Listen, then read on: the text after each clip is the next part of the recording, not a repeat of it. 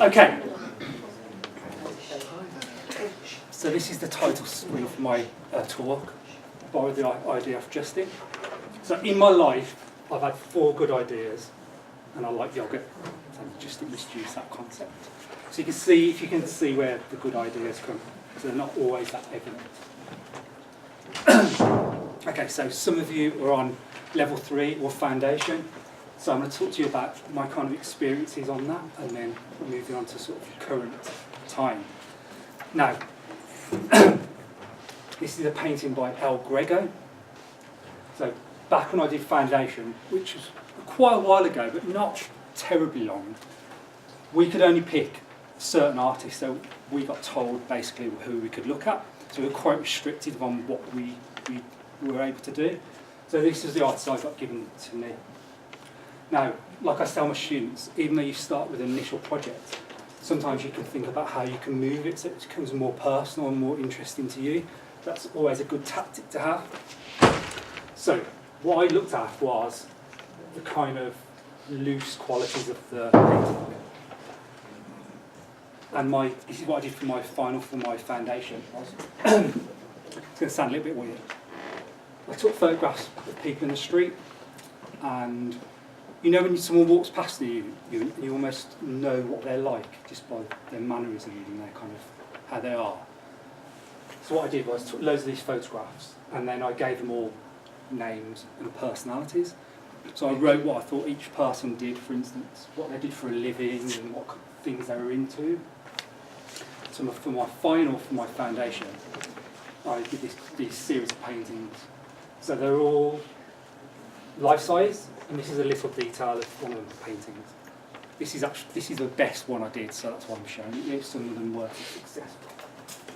Now, my first good idea, I hope you agree, you might not. For my show, I always think that sometimes painting can be quite static, and because I've already given them personalities, this lady was called Sandra, and she's a secretary. I got actors to play their parts. So for my show, there was a little box next to the paintings that you could, obviously it was tapes back then, you could take the tape out and you could listen to what Sandra was like, so you could hear what her voice was like and a kind of intonation and her accent, for instance. And it was really interesting to see people interacting with it. So we had loads of schools come in, for instance, and all the students were kind of listening to them on their headphones. So it was quite an interactive experience. So a lot of my artwork looks at how we can use the other senses. Okay. I'm going to talk to you about my university. Now, I'm mixing in my BA and my MA because some of my BA work wasn't successful. So I followed on from my foundation work, and I like the idea of exploring people's personas and about what we want. We all want different things, for instance. So I wrote to this company that make vending machines and asked if I could have one. And so I went to the factory and I took my sketchbook so I could show that I'm actually an art student. And they were going to give me these really old machines that you see everywhere, these really battered machines. And there was a big pile of these brand new machines and a pallet. And I just said, can I have one of those? And they gave me a £2,000 vending machine for free.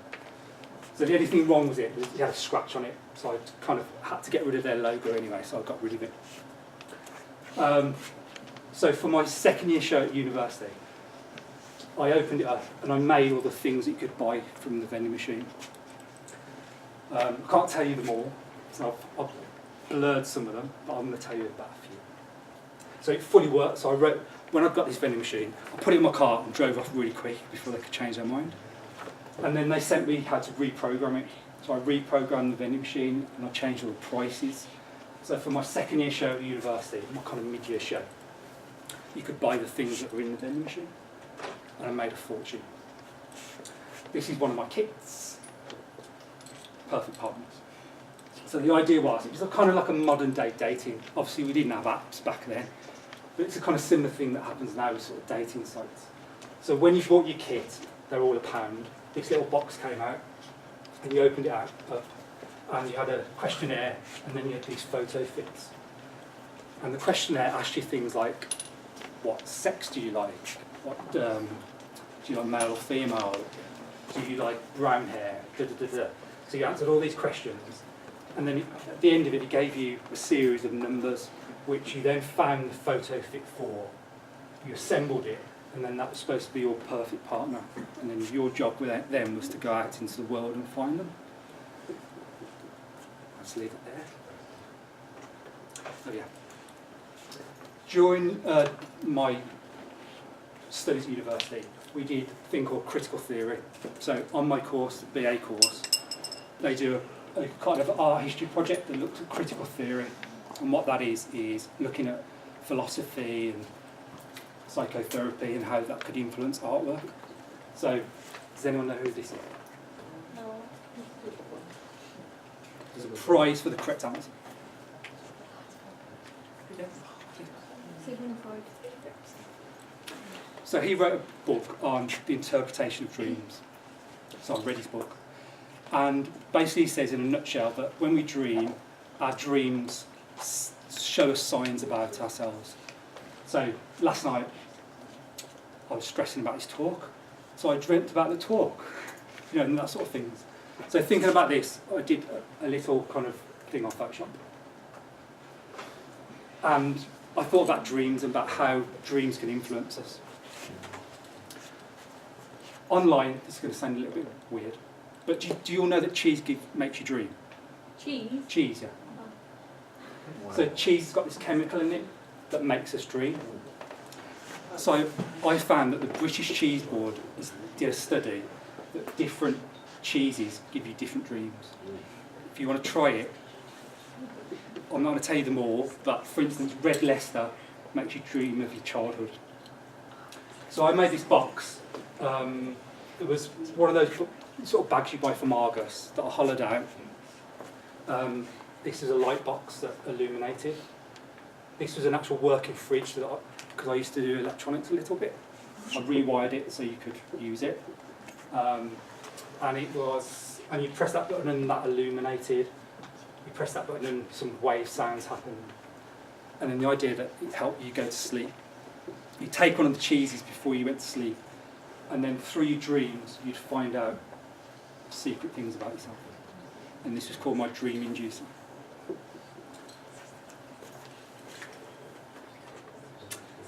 I was in quite this big show in Birmingham during my studies.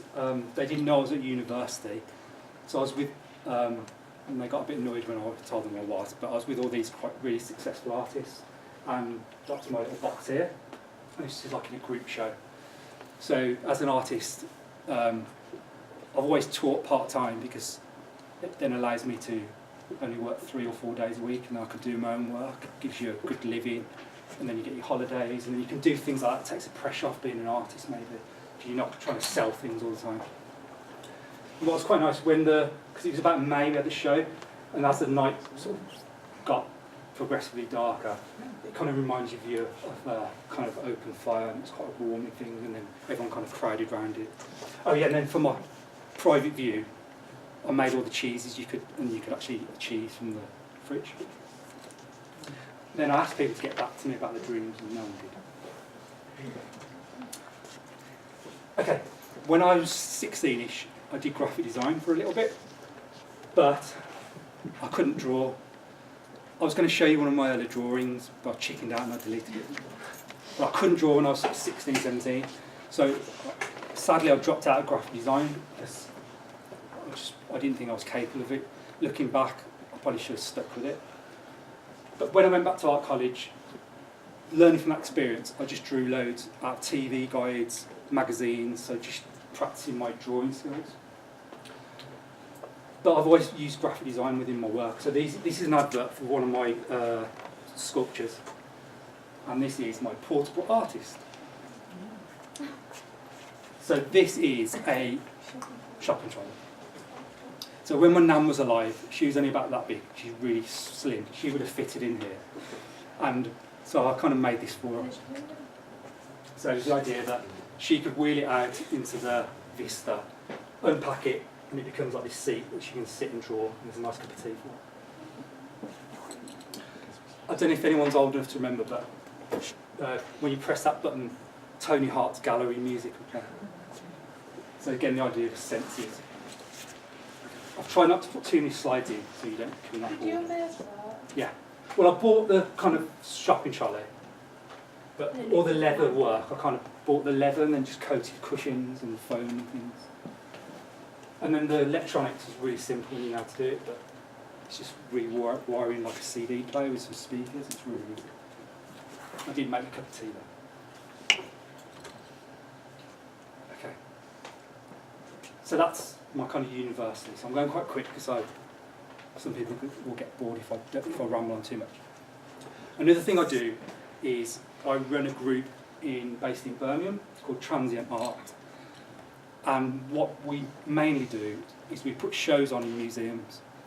So this is a museum in Birmingham called the Coffin Museum. So it's an old factory that used to make coffin accoutrements, so you know, handles and shrouds, and they made the coffin furniture for the Queen Mother and Winston Churchill, Princess Diana, and then it closed down in 1990 or something. So this group was renovated, and you can go around it as a museum. So we put a bid in to put a show on, and they said yes. And basically what that does means I write to the National Lottery with a proposal, and they basically pay me to do it. So I got paid to put the show on. I got paid to do the advertising, and I also get paid to do artist talks and things like that, so you can get money that way as well. So if you've got a good idea, the National Lottery pay you to do it. You just got to know how to do it. It's quite easy, but most people can't be bothered with maybe. So this is a show of some of the artists who are involved. This is my brother's work. This is, I don't know if anyone heard of Colonel Gaddafi. This is Colonel Gaddafi's death mask. So all the artists made work on the theme of coffins and death. This is one of my students who was involved, and he did like this video piece where he projected these faces on the different kind of museum exhibits. They've got a traditional gallery as well, so we showed artwork there. But for one night only, they let us take over the museum, so we like projected things onto their exhibits, or some of the artwork was amongst like the rooms. This is probably the best bit of the show. We also linked in with my old fashion department. So the fashion students all made garments that are based on the same theme, and we got game over in flowers, and then we got sponsored by a local funeral directors, so they gave me money as well, which is good. And they bought one of their hearses. So we had the hearse there, and then we had a catwalk, and then we had music. So it kind of was a nice sort of festival feel. Then we had a local bar, put drinks on, and we had like a little food stall, so it was like a little mini market. So I used to do lots of these events, but coming up here, obviously starting a new job, you've got new challenges, so it's something I want to try and do in Scarborough soon, hopefully. Okay. I haven't got that many more slides to show you. Another thing I've done, just to show you, is you can do things called Artist in Residence. And I'm going to tell you about this project. So this is Croom Court in Worcester. So it's a beautiful, like, stately home that's a bit dilapidated, and it's had loads of various things happen there. It's a really exciting place. And they invited artists to put proposals to make an artwork there. So I think there's about 20 of us. And again, we all got paid to be there, and we'd make a piece of artwork based on a piece of the history of this place. Now, it used to be a school for naughty boys, hence the naughty boys. It also used to be owned by a millionaire who used to have raves there. And one of the artists who I work with, she used to go to the illegal raves there, and she used to sleep in some of the rooms, which are Where was amazing. it? On this where you said it was? Yeah. Where? In Worcester. these massive grounds, you know. And then it used to be a Harry Christian commune. They had all these and everyone picked a person from the estate. And what was really good, it's got loads of little follies, little buildings all around the estate. And I used to go, there was this one which is about half a mile away from the estate on this big hill. And I used to go and have my lunch there and do my sketchbook work, and it was like really, so I used to get paid just to be there. And this is the chap I did mine on. This is Frank Caulfield, I think it is. So it's really interesting history. So I met with a historian because during World War II there was a secret RAF base there. So I met with a historian there, and Frank had actually written 2 books, and also his wife was still alive. She was in her 90s, so I kind of read his books and met his wife, and he's got a son who's an RAF pilot. And next door to Croom during the war, they built a secret runway, and they developed the first plane-to-plane radar. They also developed the first automatic landing system. So